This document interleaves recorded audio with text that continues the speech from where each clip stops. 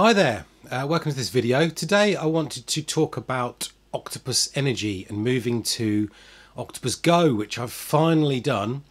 It's taken me months basically because I wanted to move to Octopus Go a while ago, but I kept trying to time it exactly right before the price increases, but I failed miserably every time. As I was just about to do it, the price increased, so then I kept putting it off, and then when I thought the price was going to go up again, I'd think about timing and when I was going to apply for it, and then it would go up again, and then I'd forget about it for a while. But this time now, with winter coming, I decided to go for it. I'm currently in August.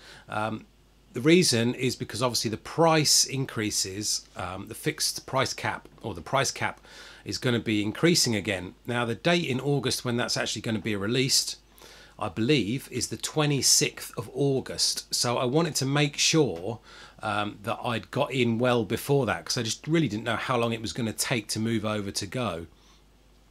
The idea obviously is to charge your EV overnight, which we have the i3, and also help fill up the batteries overnight in the winter. Now hopefully what will happen is, or what I'll probably end up doing, is charging the batteries overnight to 100% and then exporting anything I don't need during the day, or kind of re-topping up the batteries during the day if there is any kind of solar during the winter days.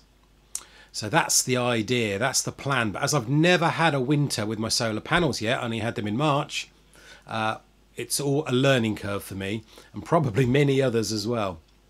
So this winter I've got a lot to learn basically to see what happens, and hopefully coming out of the winter I'll know whether I need more batteries because they've run out, or whether I just need a different charging strategy. So I'll have to see what happens. So now I'm going to take you through the process that I went through and what happened to moving to Go. This is obviously going to be different for you if you are not with Octopus at all and you're coming from a different electricity supplier and you're about to switch. But I was already with Octopus, so this is what happened. So the first thing I tried to do was switch myself by going to the Go Energy page, as I already was a customer and I had my own login and account and everything like that. But as soon as I went on that page, it wouldn't let me continue.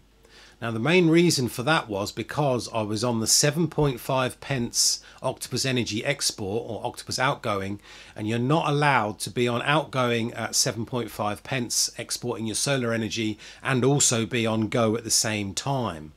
So this meant a phone call. So I phoned Octopus on a Monday afternoon. It was about 4 o'clock. And I was told to email the smart team at Octopus in order to be swapped over from the 7.5p Octopus outgoing to the standard seg payment of 4.1 pence for my solar. So that afternoon, just after 4 o'clock, after I'd put the phone down, I decided to email them, and the email address you need to email is smart@octopus.energy. Thursday came, that was Monday. Then it was Thursday, I'd heard absolutely nothing. So I decided to phone back. I phoned about 4 PM again on the Thursday and spoke to a very helpful lady at Octopus. And what she did, and this is a bit of a top tip for you here, she internally messaged the smart team for them to do the work to move me from the outgoing 7.5 to the 4.1p export. So get them on the phone they can't do it themselves most of the time, they have to contact the smart team, so just get them to internally message the smart team for you. Believe it or not, then I turned the computer off, and within an hour, 60 minutes, so by 5 o'clock when they kind of finish, I had a reply saying you are now on the 4.1 pence seg. So that was brilliant. I mean, 1 hour that had happened. That's why it's my top tip, to get somebody to internally message them. So I then went ahead straight away, turned the computer back on, got on there, started filling in the Go forms. But it then told me after I'd done it, and this is what it said, you need to book a smart meter, or we, Octopus, need to book a smart meter exchange. And I'm going, what? I've had a SMETS 2 meter. They're both SMETS 2 meters for my export and my import grid meter. You've been reading things from me for months, every 30 minutes, what's going on. I thought, oh God, this is now going to take ages to get on to Go. But all in all, That evening I emailed them to ask them about that. Again, another few days before I had a reply. But in the meantime, I waited until the next morning, and at 9:30 the next morning, the control panel had updated and all meter work had been done, and I was ready to agree to the terms of Octopus Go. So don't be worried if something like you need to book a smart meter exchange does come up. But yeah, you may need one. But if you've already got SMETS 2 meters, and you know, it shouldn't be a problem. So once I'd agreed to the terms and conditions of Go, I was on it straight away, and I got emailed saying confirmation saying I was on it as well. So from the Monday when I basically phoned up and was told to email the smart team, to the Friday when I was actually on Go, obviously it took those 5 days. I think on the Monday, if I'd actually just asked them to internally message the smart team, it would have taken a lot less time, and I probably would have been on Go within, say, 2 days instead of 5.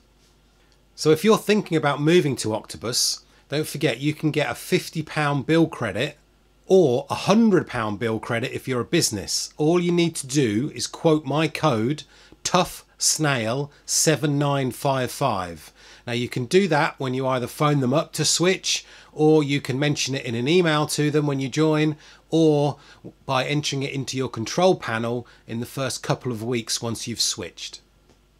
So the current rate that I've got on Go is 7.5p overnight, midnight 30 to 4:30 in the morning, and it's 37.65 pence standing charge, which is what I was on previously with Octopus, and it's now 40.13 pence per kilowatt during normal times. So the first thing I did once I'd actually been put onto Go was to use the Hypervolt to charge the car. Now what we wanted to do is obviously schedule it overnight, but I kind of heard some horror stories really of the car not charging and things like that. And as it's my wife's car for work, I didn't want to leave her with no charge in it.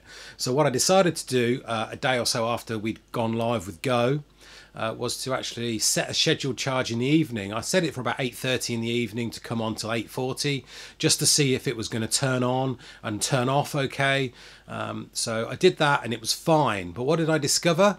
Well, I discovered that the car didn't pull from the grid. Well, it did. It pulled from the grid what it needed, but it pulled first of all from the battery, from the Give Energy battery. So that was already a concern. So I had to find out how to stop that happening.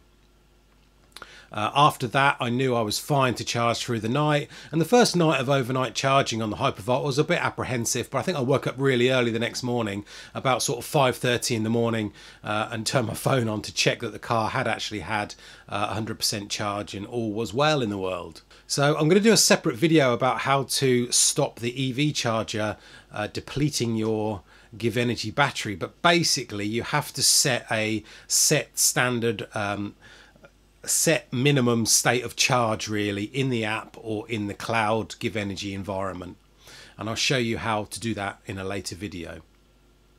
Okay, thanks for watching. I hope you enjoyed the video. If you did, give us a like and don't forget to subscribe to the channel, and I'll speak to you soon.